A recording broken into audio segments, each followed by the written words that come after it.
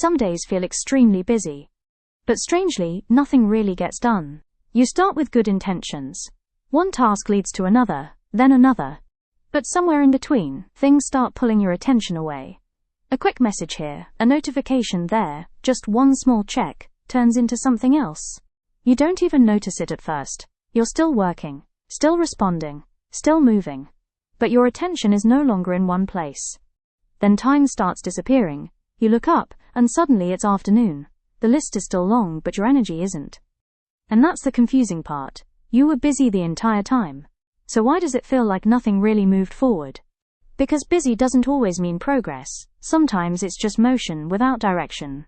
The shift begins when you stop trying to do everything at once and start choosing what actually matters right now. Focus returns quietly, not by doing more, but by removing everything that isn't needed. And in the end, it was never about being busy. It was about moving with purpose.